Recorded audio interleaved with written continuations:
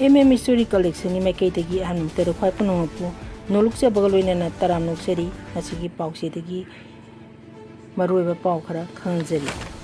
Women empowerment singi kanaba BJP sakotaba singdi phawna doribra kaniska. World Environment Day kumsi gi oine state asida su tonga tonga phamgida pangchana pangthoknakhre. Gaza de Israel gi attack sing da tama thoi sikre. Sahi mari henbagi lada Ukraine sigiba angang chatret taret ki ningsing thawam pangthonngida anobo Russian attack sing da try to sikre. DC complex se uchara changyengkhi rom thakre. Halu phidar gi mai thingani panchayat samiti delimitation committee semkhiba hojik pau sadona mukti jari. Women empowerment scheme kanaba BJP sakotaba singdi phangna doribra kaniska. Chief Minister Women Empowerment Scheme Mahak lupa lising tara pigani haribasi Bishnupur district ki manuk samba kumbi asigi oine BJP sakotpa amachung wakra khakta de pigadoribra BJP sakotaba singdi phanglu doribra haina social worker kaniska luang na phongdokre. Ithai khuno dangasi pamusing unabda social worker kaniska luang hai kumbi asigi MLA gi worker sina hanadagi hauna self group semdana madu members ni lupa lising heki pigani madu gi damu kumbi asigi MLA gi poster yumda thekada bani hana chandurali hari be sempa machi soidana pigani haiba oirabadi notification ama miyam khangna thokpa chungani BJP gi worker amadi sogotpa sotna taba mi sing dilenga na piba kana bisanga chi phangni dorbe hana sum hangna makata na phongdoki pamui singa unaba du da yaukiba lemene BLF ithai khunja wi treasurer 2000 doni blana hai handang nupi singi scheme na self group semna Chief Minister Women Empowerment Scheme gi makha senthang pigani haibisi kadai kayam chumbano haina khangnaba ithai GP na konba ward number 1 dai 12 phawbagi manung da leiba BLF singi self group sing mi pham pangthukta khanaki nauna self group sembagi wafam ase kumbi asigi BJP worker ni haiba mi amana tawbani haina basu lei hariba BJP worker aduna Manipur State Rural Livelihood Mission gi makha sia leiba self group asida member of thopikanu scheme asida yaujege haiba BJP worker singi nauna self group semnagi scheme asi kanaba phangani haibi wafam ju thangki MSLM gi makada hanadagi hauna semdana leiba self group ki members singi makta chana tholi bisi afabu oiroi haina ju mana makata na phongdoki Malinguina inga sai kaithari pa khallasigi kharda oirabasu kana pandam kumja 1972 United Nations ki miyana lauki wari ki matungina 1973 ki June mangara malemasi amatani haba thim ta sathar World Environment Day gi thoram kumsi yune ngasi ised asi tonga tonga phongka da paksana pangthongna kre Bishnupur district ki oina Loktak Development Authority ne Loktak Viewpoint Development Organization phubala khusana inland water transport complex phubala da pangthokre Thoromadu Deputy Commissioner Bishnupur Pujai Langvam LD ki Project Director Iqbal Krishna Singh SP Bishnupur KSS Ravi Kumar Singh Saruyaki aduga Indian Bird Conservation Network ki State Coordinator RK Bridges Singh resource person oiki aduga imagi minda uoma haiba khulauda usara kya chu thaki alu phidagi mai thingani jagal cutting of land maintenance ki thabak tawgadabna maramaraga 11 kV halu feeder hayeng thangjan bi yupung tarading thingbo pungmari paw mai thingani masi maram oiduna feeder asne supply to pame colony kaidang halu angang erai consumer singna hariba pungpham masita mai phangoi masi gi damu consumer singna apiu hana MSPG sel gi mai kai managing lamlong SD wana tharo pachelo lamana phongdorakli Panchayat Samiti Delimitation Committee Changyengkgre Manipur Delimitation of Panchayat Samiti Constituency Rule 2026 ki Rule 3 ki makhada Imphal East, Imphal West, Thobal, Bishnupur, Jiribam amazong Kangching District ki manungsana Panchayat Samiti Block ki oina Manipur Panchayat Samiti Constituency Development Committee Changyengkgre Committee is the mari leinaba District ki Deputy Commissioner Chairman aduga RDNPR gi Director Program Officer Lanjoy Thodam MP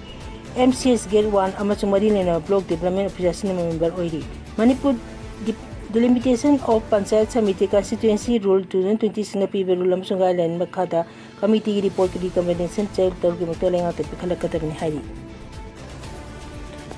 Ukraine amachung Russia gi sahi umena changba landa Ukraine sigi banga chinga dugi da morning sing thom pangthon ngi Russia gi khwaidigi nauba attack sing the Ukraine yam mi trying to secret amachung atei kya ama sokre nobok tambe Ukraine gi Donetsk region da Russia gi bomb sing amachung drone attack sing da mioi manga siki amachung tama tu soki residential building ta to gauna civilian object ni phuni to mang ta khre haina UK national police press services da haiki khwaidi henemi sibe eten awang pok thang be UK gi kharkip region da chathagi be etega doni region adu da Russia gi missile sing amsung don attack sing di yam da me hum sikhi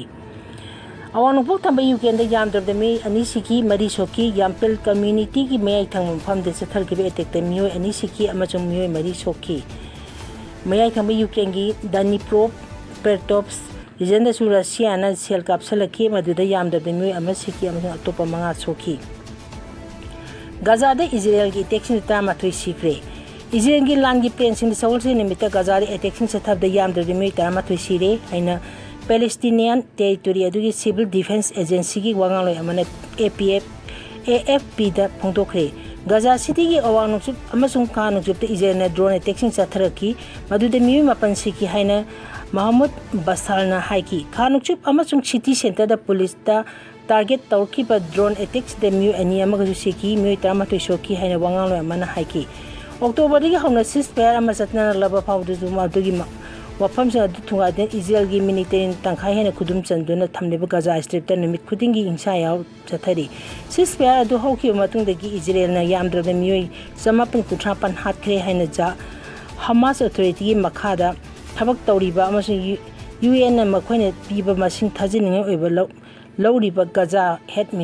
ministry na haiki Hamas amju Israel ni mana amada ceasefire thugai haina maran sinari ceasefire agreement atu ahanbada ka de Israel na phage Palestine sing thatopai mahut oina Hamas da phaduna tamba aroi be Israel li myo adu thadoki Hamas na khulai thadokpa amachung Israel na military Gaza ding matang hadoka da ceasefire ga ni siba tangkak da changsingga badu tha kamar pandun leire hauki base halde Israel gi prime minister Benjamin Netanyahu na Gaza striki sa da humdra loksen na military da mahana order tawkhre Gaza da Hamas ki awi khwaidagi nawu makok Muhammad wariya su Mahak ki mamangi luchingba adu hatkiba thami matung ijengi ete amata hatkre AI ne loinam design to bahan by universal vaccine miyoibda layengkre apik pahan bagi trial amada immune system maya weramne